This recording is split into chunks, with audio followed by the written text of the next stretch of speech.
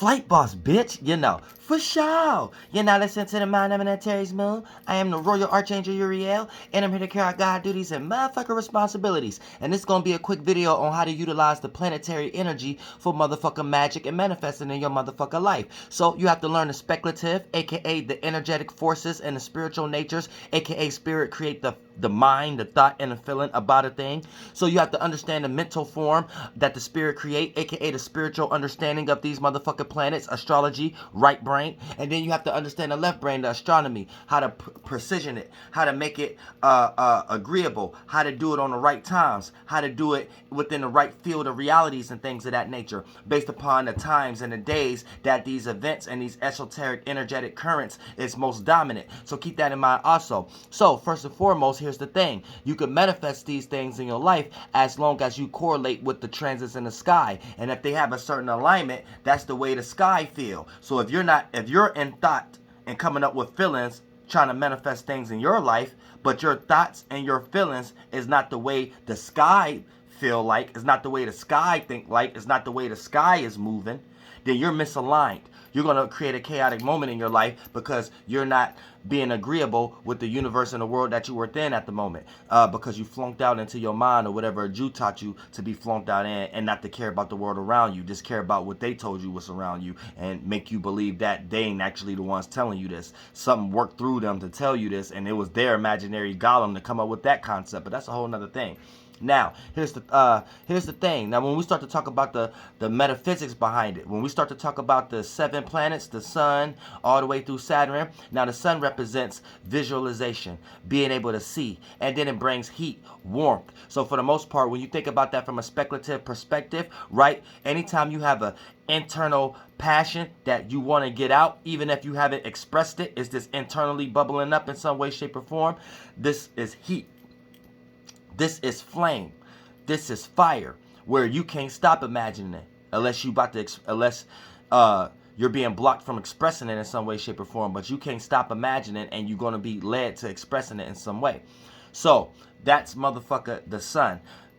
The ability to have a view, the ability to see yourself in whatever that you're paying attention to. Now the moon, reaction, responding, you know what I'm saying, receiving, observing. You know what I'm saying? So anytime you're in that energy, when it comes to the moon, right, you're utilizing the moon the right way. Now, based upon the sign that these planets are in, that's going to let you know how to correlate that energy. But we're going to break that down also. For an example, like I said, the sun. The sun is how you view things. Let's say the sun is in Libra. We know the sun is debilitated. It falls in Libra. So during those times, you know not to take too much action towards things, whether it's dealing with balance, relationships, or whatever like that. You know not to go out too much towards acting upon these things. You know, your actions and this that can be seen as selfish, or it could be seen as something self-centered, or something you just want to balance your own self, but it really ain't got nothing to do with the other parties or other individual. These are energies you may need to relax on, because showing too much of your actions or expressing too much of your viewpoints will make you feel uncomfortable, because it'll make you feel like you're not being relatable, and also the people in your life, it makes them feel like that whatever you are conveying is unbalanced in some way, shape, or form, and you're not considering their thoughts or feelings. So when the sun is going through Libra, you know that when it is come time to manifest a business, something that you have in practice, something that you're trying to do, some creative measurement, or if you have a lack of inspiration and you need to develop new ideas and imaginations and stuff like that, right? When you are paying attention to whatever you're trying to create, if the sun is going through Libra, then you take your viewpoints and view whatever that you're trying to do in that Libra spectrum. View the sun. Imagine the sun. Taking action or visualizing the sun, right? And then put it in the Libra archetype, aka you're viewing, or you're relating, or you're taking actions towards being relatable, listening, putting yourself in someone else's shoes, questioning when a time is needed, or analyzing or thinking sufficiently in a cardinal way, initiating and creating new ways of how to think and communicate with yourself or convey this message to someone else. So it could be seen as smart, intellectual, and balanced, other than self-centered, aggressive, and competitive, like the opposite sign, Aries. So for the most part, whatever that you're trying to do, make sure that your views and your actions is geared towards the sun views and the archetype Libra, and then we go down the line, and then therefore you won't miss a beat. Even if you experience catastrophic moments, it will be minor in percentage level, so it won't outweigh you manifesting that's all you in. You see what I'm saying? Which is flunked out shit. Now, like I said, the moon, reaction and responding and feeling and connecting. So let's say we have the moon in Virgo in some way, shape, or form. Then let's say you have a business and you're trying to start a biking company. When you go to that office to come up with ideas, make sure you're reacting and responding to things that make sense. Things that you can, is mutable, or being mutable and being able to adapt to your own and other people's emotions and feelings about the details. Anytime you act in your own energy, especially if you ain't got no Virgo energy, you're going to create a more catastrophic moment manifested onto whatever that you're trying to create as a goal. You want to manifest good seeds to plant into your motherfucking goals. So this is getting into planet energy and being able to utilize it for magic. Planet energy, meaning breaking down the planet and the sign, and then utilizing it for magic. How you take that energy and focus it and direct it with your intent towards whatever you got going on in your life. You see what I'm saying? Let's say, and this is why it means doing it at the right time. Because if the moon ain't in Virgo, that don't mean you're supposed to be reacting and responding to what works. Whether you got to throw some type of emotional stability aside or not. See, the moon might be in Cancer. So that'd be the time of reacting and responding to all things that's familiar. So the moment that you in the office and a person start talking too logically and trying to make sense about how y'all can start the biking company, then for the most part, and if they're saying a whole bunch of things you can't connect with and feel familiar with, like it ain't something you could respond to in a familiar type of presence that remind you of something you went through previously in your life, then don't take that deal. Don't take that offer. Let whatever homeboy or homie cheese or homegirl saying go in one ear and not the other. And that's when the moon will be going in Cancer. You see what I'm saying? Mercury, the way you think, communicate, and analyze, right? Whatever sign is in, that's the way you think and communicate and analyze for that particular time. Sometimes may be harder than others due to the fact of planets having debilitations and homes and ascensions, risings, and fallings. You know what I'm saying? AKA the ascensions is exaltations. Another term for Christ.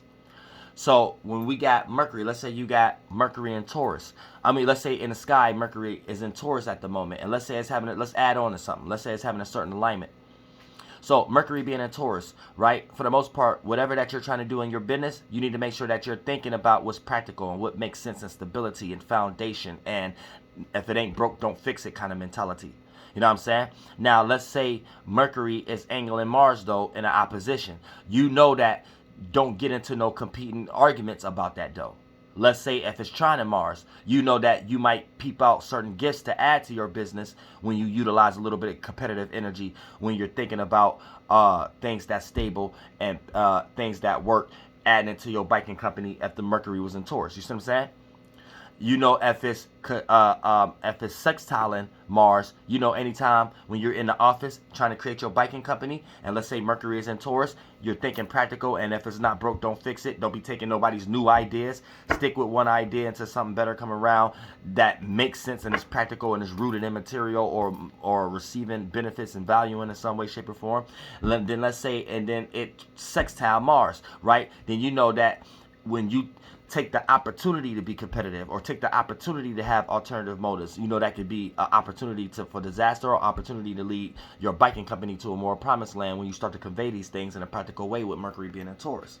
Let's say motherfucker Venus, how you love, appreciate, value, and how you relate to others and things of that nature, right? So whatever business that you're trying to do, if Venus is in a sign, right, then you need to take that love and appreciation of value and relatability and utilize it towards, let's say Venus is in Aries. And you know it doesn't like to be in Aries, so you might experience a little frustration with trying to love something that's self-centered or something that you're only focused on without someone else taking you off that toll.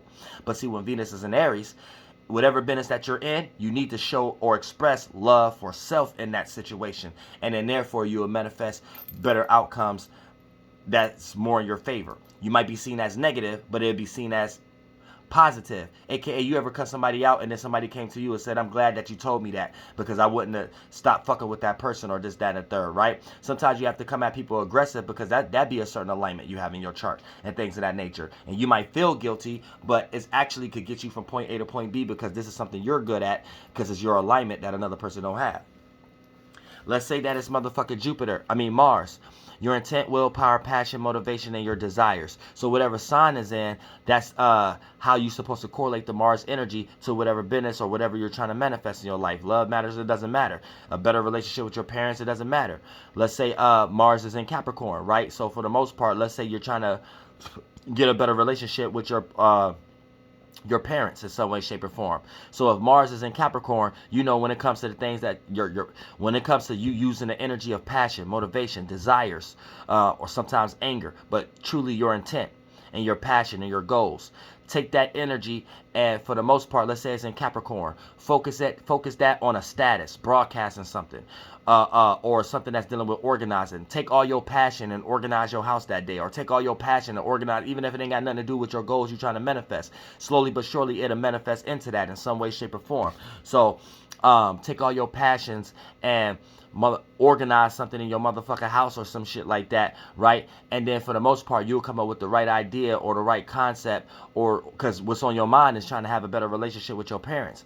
So just acting out in the Mars energy in Capricorn and focusing it on your parents in some way, shape, or form will give you the right intent of how to passionately go about organizing something to create a better relationship for your parents. You see what I'm saying? Jupiter. Now, Jupiter is your ability to access wisdom, knowledge, meanings of reasoning, or just to experience itself. So let's say you want to experience or you want to learn about something, right? Then for the most part, what you're going to do is you're going to go add a meaning. And so, you're going to go direct that to whatever you got going on. Say you got a business. You want to go sell bikes, right? If Jupiter, let's say you add meaning and reasoning and shit. Let's say Jupiter is in Gemini. It's debilitated there. I don't know why I'm talking about all the debilitated planets. But for the most part, it'll put you into a situation where it might be hard for you to learn in the situation. But the more questions you ask, that leads you to frustration. The more you proving yourself wrong by having to get more books or research more and stuff like that will put you into the energy of Gemini being in Jupiter. You wanting to experience learning, analyzing, communicating, thinking, mutable air. Be immutable, being able to adapt to your own and other people's ways of thinking and communicating. And when you're doing that with wisdom, and you're doing that with the energy of wanting to experience, and you do that with the energy of wanting to put meaning and reasoning and purpose and wisdom and knowledge behind it, you're adding Jupiter to the Gemini energy. And when you direct that to whatever business that you got going on, it'll be more sufficient in whatever that you're trying to manifest. Saturn. How you see reality and how you gain structure in your life, your ability to organize. Now, let's say we got Saturn and let's say we got Saturn and Sagittarius, right, in the sky. So for the most part, here's the thing. When it's going through the sky, we all going to have access to seeing the reality of our spiritual natures, our faith, our experiences in our lives, and things of that nature. So if you got a business, for another example, a biking business. Let's say Jupiter going through, Saturn going through Sagittarius at the moment. So for the most part, when it comes to your biking business, what you want to do is add more meaning and reasoning to why it matters to have patience. Start to want to experience what it means to organize and create a foundation and structure. Start to add meaning and reasonings and extract wisdom and knowledge behind the hard times you went through in your life. All the situations that wasn't organized. That's you taking Saturn and applying it with Sagittarius. You seeing the reality of mutable fire, being mutable, being able to adapt to your own or other people's ways of seeing and feeling about things, right? So you're seeing the reality of your experiences, the mistakes you made, and trying to organize these things and stuff like that, right? So whatever business, say the biking company right now. So the more you add meaning and reasoning to why it matters to have patience and why it means to organize, the more that you direct that energy towards your biking company, the more that your biking company that day and week is or month is going to be on motherfucker the highest selling, everybody coming and buy your fucking bikes and shit like that. See what I'm saying? So I tried to make that analogy. I know that was a dumb analogy, but this is the easiest way to understand it. And we got Uranus to Pluto, but I'm going to save all that for live streams and things of that nature. But this is just a basic video on how to utilize planetary energies for magic and manifesting. Love y'all.